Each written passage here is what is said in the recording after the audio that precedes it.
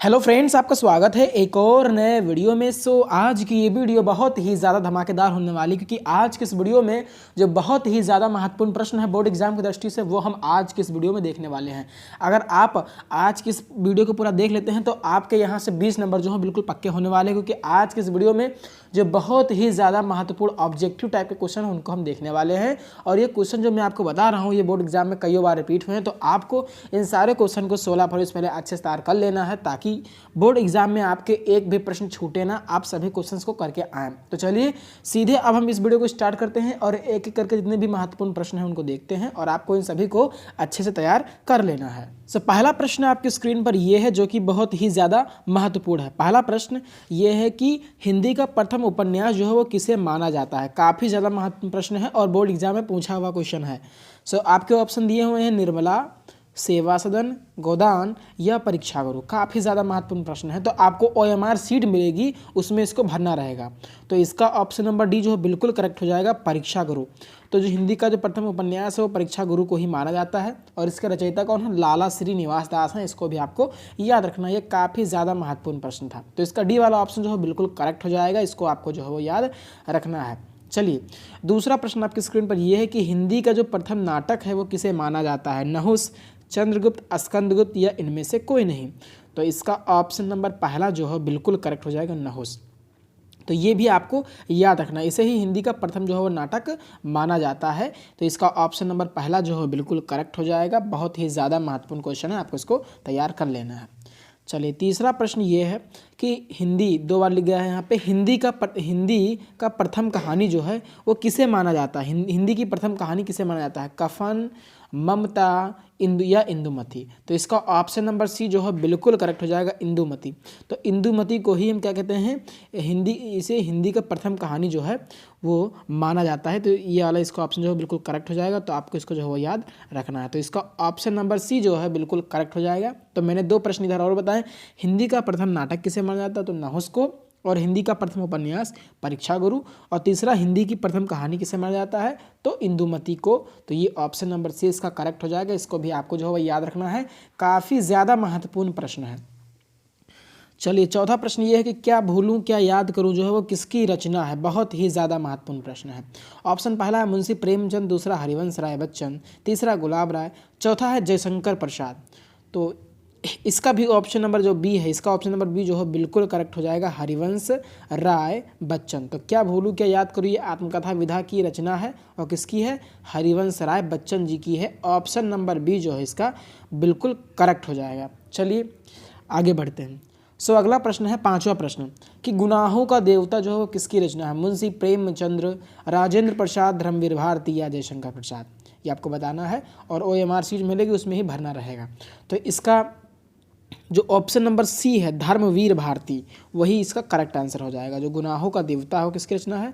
धर्मवीर भारती जी की रचना है। तो इस क्वेश्चन का जो है वो ऑप्शन नंबर जो सी है वो बिल्कुल करेक्ट हो जाएगा। ये आपको जो है वो याद रखना। काफ़ी ज़्यादा महत्वपूर्ण प्रश्न है और कई बार बोर्ड एग्जाम में पूछा गया है, तो आपको इसको याद रखना है। बहुत ही ज़्यादा महत्वपूर्ण प्रश्न है। चलिए अगला प्रश्न ये है कि शेखर एक जीवनी जो है वो किसकी रचना है? अज्ञे जी की रचना है कि राजेंद्र प्रसाद जी की रचना है कि धर्मवीर भारती की है कि जयशंकर प्रसाद जी की है? ऑप्शन नंबर पहला इसका बिल्कुल करेक्ट हो जाएगा, अज्ञे जी की रचना है।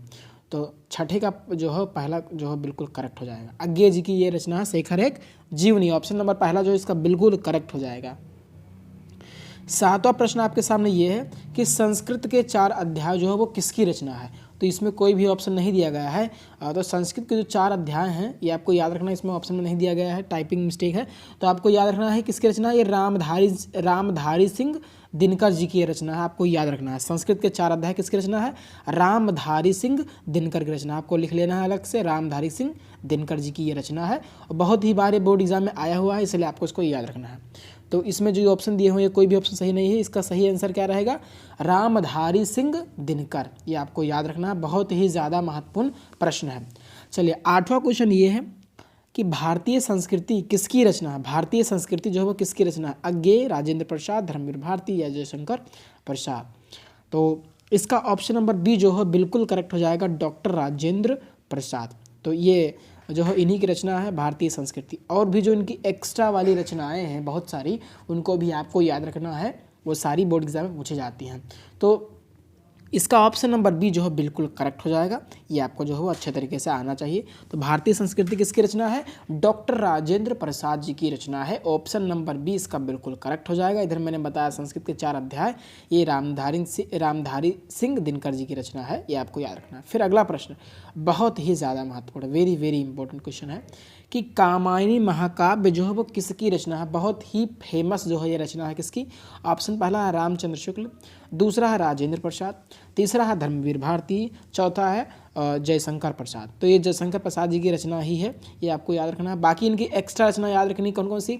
चंद्रगुप्त हो गया, स्कंदगुप्त हो गया, ध्रुव स्वामिनी हो गया, और जितने भी आंसू हो गया, लहर हो गया, और ये कामायनी के महाकाव्य है, तो इसको भी आपको याद रखना है। क्वेश्चन वेरी वेरी इंपॉर्टेंट है बोर्ड एग्जाम की दृष्टि से, सो आपको इसको भी नोट रखना है। तो ये हो जाएगा option number D, Jaishankar Prasad. ये जयशंकर प्रसाद जी की ही क्या है? रचना है। चलिए अगला प्रश्न, गोदान जो है वो किसकी रचना है? तो ये बहुत ही सिंपल सा प्रश्न है। ऑप्शन 4 आपके दिए जाएंगे इसी तरीके से बोर्ड एग्जाम में, रामचंद्र शुक्ल, मुंशी प्रेमचंद्र, धर्मवीर भारती, जयशंकर प्रसाद। ऑप्शन नंबर 20 का जो है वो बिल्कुल करेक्ट हो जाएगा, मुंशी प्रेमचंद्र। ये किसकी रचना है? मुंशी प्रेमचंद्र जी की रचना है। और इनकी एक्स्ट्रा वाली रचना आपको याद रखनी है कौन कौन सी? गबन हो गया, गोदान, निर्मला, रंगभूमि, कर्मभूमि, सेवा सदन। ये भी बहुत ही ज़्यादा महत्वपूर्ण है। तो इनकी जितनी भी रचनाएं हैं आपको आनी चाहिए, बोर्ड एग्जाम की दृष्टि से बहुत ही ज़्यादा महत्वपूर्ण प्रश्न है। चलिए 11वां प्रश्न आपकी स्क्रीन पर ये है। इस तरीके का भी प्रश्न बोर्ड एग्जाम में पूछा जाएगा, इसलिए मैं हर तरीके के क्वेश्चन को आपको बता रहा हूँ कि आपका एक भी क्वेश्चन बोर्ड एग्जाम में छूटे ना, आप सभी क्वेश्चन को करके आएँ, यही मेरा मकसद है। चलिए अगला प्रश्न ये है कि निम्नलिखित में से कौन सी रचना मुंशी प्रेमचंद्र की नहीं है? ये ऐसे प्रश्न आएगा बोर्ड एग्जाम में। तो गबन, गोदान, निर्मला इनकी रचना है, रंगभूमि और कर्मभूमि भी इन्हीं की रचना है, सेवा सदन भी इन्हीं की रचना है, लेकिन गुनाहों का देवता जो है वो इनकी रचना नहीं है। गुनाहों का देवता जो है वो धर्मवीर भारती जी की क्या है? रचना है। तो इस तरीके का भी प्रश्न बोर्ड एग्जाम में आपसे पूछा जाएगा कि कौन सी रचना नहीं है। तो आप इस क्वेश्चन का जवाब तभी दे पाएंगे जब आपको पता होगा कि इनकी कौन कौन सी रचनाएं हैं। अगर आपको ये नहीं पता होगा कि इनकी कौन कौन सी रचनाएं हैं तो आप ये क्वेश्चन नहीं कर पाएंगे।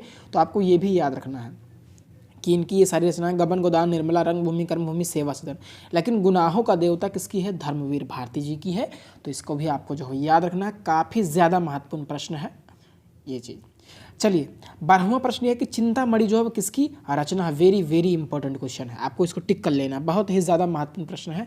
ऑप्शन पहला राजेंद्र प्रसाद, दूसरा पहला जयशंकर प्रसाद, डॉक्टर राजेंद्र प्रसाद दूसरा है, तीसरा रामचंद्र शुक्ल, चौथा है रामधारी सिंह दिनकर। इसका ऑप्शन नंबर जो सी है रामचंद्र शुक्ल, ये इन्हीं की रचना है। चिंतामणि किसकी रचना है? रामचंद्र शुक्ल जी की रचना है। ऑप्शन नंबर सी इसका जो है बिल्कुल करेक्ट हो जाएगा।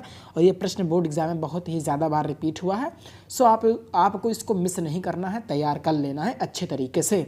चलिए अगला प्रश्न आपकी स्क्रीन पर ये है कि मेरी आत्मकथा किसकी रचना है? मेरी आत्मकथा जो है वो किसकी रचना? ऑप्शन आपके सामने 4 दिए हुए हैं, जयशंकर प्रसाद, राजेंद्र प्रसाद, रामचंद्र शुक्ल, रामधारी सिंह दिनकर। ऑप्शन नंबर 20 का बिल्कुल करेक्ट हो जाएगा, डॉक्टर राजेंद्र प्रसाद। मैं आपको जल्दी जल्दी सारे प्रश्न बता रहा हूँ, आपका हर एक समय बहुत बहुमूल्य है इस टाइम, इसलिए आपको मैं जल्दी जल्दी बता रहा हूँ। तो आपको सभी को नोट करते चलना, बहुत ही ज़्यादा महत्वपूर्ण प्रश्न है। चलिए आगे बढ़ते हैं अगले प्रश्न की ओर। सो अगला प्रश्न ये है, देख लीजिए। फिर अगला प्रश्न है कि निम्नलिखित में से कौन सी जो रचना है वो रामधारी सिंह दिनकर द्वारा रचित नहीं है? ये नहीं वाला प्रश्न भी बोर्ड एग्जाम में आएगा, तो आपको याद रखना है। तो ऑप्शन है उर्वरसी, दूसरा रश्मिरथी, तीसरा रसवंती, चौथा तितली। तो आपको पता होगा कि जो उर्वरसी है वो भी रामधारी सिंह दिनकर जी की रचना है, और जो रश्मिरथी है ये भी इन्हीं की है, रसवंती भी इन्हीं की है, लेकिन तितली इनकी नहीं है। तितली किसकी है? जयशंकर प्रसाद जी की है। तो पूछ रहा है कौन सी नहीं है? तो ये तीनों इनकी रचनाएं हैं, लेकिन जो तितली है वो इनकी रचनाएं नहीं है। ऑप्शन नंबर डी इसका बिल्कुल करेक्ट हो जाएगा। जो तितली है वो किसकी रचना है? जयशंकर प्रसाद जी की रचना है। किसकी रचना है? जयशंकर प्रसाद जी की रचना है। मैं लिख देता हूँ, आपको इसको भी याद रखना है, काफ़ी ज़्यादा महत्वपूर्ण प्रश्न है। तो आपको सभी क्वेश्चंस को अच्छे तरीके से स्क्रीनशॉट लेते चलना है, ये बहुत ही ज़्यादा महत्वपूर्ण है बोर्ड एग्जाम की दृष्टि से। चलिए 15वां प्रश्न आपकी स्क्रीन पर ये रहा कि कुरुक्षेत्र जो है नामक रचना किसकी है? तो ये आपको पता होगा ये किसकी है? रामधारी सिंह दिनकर जी की है। ऑप्शन नंबर डी इसका जो है बिल्कुल करेक्ट हो जाएगा।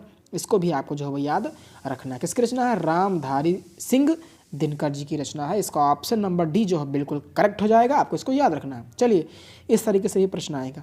तो एक प्रश्न आपको ऐसा मिलेगा, ऐसा जो मैं बता रहा हूँ ऐसा आएगा कि निम्नलिखित में से कौन सा कथन जो है वो सत्य है उसे पहचान कर लिखिए। एक प्रश्न आपको बोर्ड एग्जाम में ऐसा मिलेगा, बिल्कुल कन्फर्म है, एक क्वेश्चन आपको ऐसा मिलेगा ही। तो इसमें एक कथन कोई सत्य रहेगा, उसको आपको बताना रहेगा, एक कथन।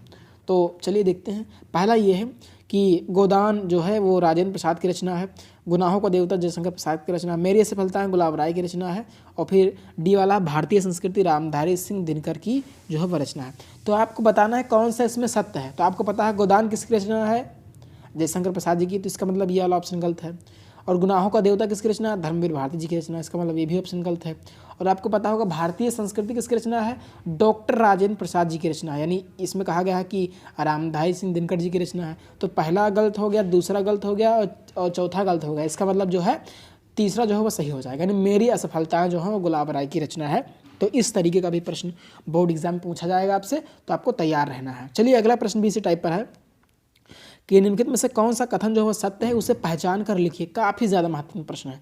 जयशंकर प्रसाद एक प्रसिद्ध कवि हैं, आचार्य रामचंद्र शुक्ल एक प्रसिद्ध निबंधकार हैं, और क्या है, सूरदास हिंदी साहित्य के सुविख्यात जो है वह लेखक हैं, सुविख्यात लेखक हैं, और गोदान को हिंदी का प्रथम उपन्यास माना जाता है। तो आपको पता होगा गोदान को हिंदी का प्रथम उपन्यास नहीं माना जाता, ये गलत बात है। प्रथम उपन्यास किसको माना जाता है, परीक्षा गुरु को माना जाता है। जो सूरदास जी हैं वो हिंदी साहित्य के सुविख्यात लेखक हैं, गलत बात है, वो क्या है, कवि हैं। आचार्य रामचंद्र शुक्ल जो हैं वो एक यहाँ पर देख लीजिए, और ये पहला वाला ऑप्शन जयशंकर प्रसाद एक प्रसिद्ध कवि हैं, ये भी बात गलत है। तो इसका ऑप्शन नंबर जो बी है, आचार्य रामचंद्र शुक्ल एक प्रसिद्ध निबंधकार हैं, ऑप्शन नंबर बी इसका बिल्कुल करेक्ट हो जाएगा। ये आपको जो है याद रखना, ऑप्शन नंबर बी इसका बिल्कुल करेक्ट हो जाएगा, ऑप्शन नंबर बी इसका बिल्कुल करेक्ट हो जाएगा। तो आपको इसको याद रखना, बहुत ही ज़्यादा महत्वपूर्ण प्रश्न है। बढ़ते हैं अगले क्वेश्चन की ओर। तो अगला क्वेश्चन भी यही वेरी वेरी इंपॉर्टेंट क्वेश्चन है कि इनमें से कौन सा कथन सत्य है उसे पहचान कर जो है लिखिए। इंदुमती को हिंदी की प्रथम कहानी मानी जाती है, ये भी बात सत्य है। नहुस को हिंदी का प्रथम नाटक माना जाता है, ये भी बात सत्य है। हिंदी का प्रथम उपन्यास परीक्षा गुरु जिसके रचयिता मुंशी प्रेमचंद्र हैं। तो कौन सी चीज़ इसमें सत्य है, तो इसका ऑप्शन नंबर डी जो है बिल्कुल करेक्ट हो जाएगा। आपको पता होगा हिंदी का प्रथम उपन्यास परीक्षा गुरु तो है, लेकिन इसके रचयिता मुंशी प्रेमचंद जी नहीं है, इसके रचयिता लाला श्रीनिवास दास जी। इसका मतलब ये ऑप्शन नंबर सी बिल्कुल रॉन्ग हो जाएगा। लेकिन इंदुमती को हिंदी का प्रथम कहानी माना जाता है, ये सही है, और नहुस को हिंदी का जो प्रथम नाटक माना जाता है, तो ये भी सही। इसका मतलब जो डी वाला ऑप्शन है बिल्कुल सही हो जाएगा, केवल पहला और दूसरा सही रहेगा, बाकी तीसरा इसमें गलत है। यहाँ तक तो सही था कि हिंदी का प्रथम उपन्यास जो है परीक्षा गुरु है, लेकिन आगे गलत हो गया जिसके रचयिता मुंशी प्रेमचंद जी। इसका मतलब ये पूरा कथन जो है आपका गलत है। तो ये दो हमारे जो है सही हो जाएंगे। आपको याद रखना, काफ़ी ज़्यादा महत्वपूर्ण प्रश्न है, तो इसलिए मैंने आपको ये क्वेश्चन बताया। तो मैंने 3 प्रश्न करा, एक बिल्कुल पक्का आएगा इस तरीके का प्रश्न, कौन सा कथन सत्य है। चलिए 19वां प्रश्न ये है कि रानी केतकी के लेखक कौन है। तो रानी केतकी के लेखक इंशाअल्लाह जो है खां हैं। इसका ऑप्शन नंबर सी जो है बिल्कुल करेक्ट हो जाएगा। आपको इसको याद रखना है, काफ़ी ज़्यादा महत्वपूर्ण प्रश्न है। ऑप्शन नंबर सी इसका बिल्कुल करेक्ट हो जाएगा। चलिए अंतिम प्रश्न कि निम्नलिखित में से कौन एक लेखक जो है वो नहीं है। तो इसका ऑप्शन नंबर डी जो बिल्कुल करेक्ट हो जाएगा, रसखान और बिहारी लाल। तो ये थे 20 अति महत्वपूर्ण प्रश्न जो कि बोर्ड एग्जाम की दृष्टि से बहुत ही ज़्यादा महत्वपूर्ण है। सो आशा करता हूँ कि आपको ये वीडियो पसंद आएगा। वीडियो पसंद आया तो वीडियो को लाइक करें, चैनल पर नए हैं तो चैनल को सब्सक्राइब जरूर करें। धन्यवाद।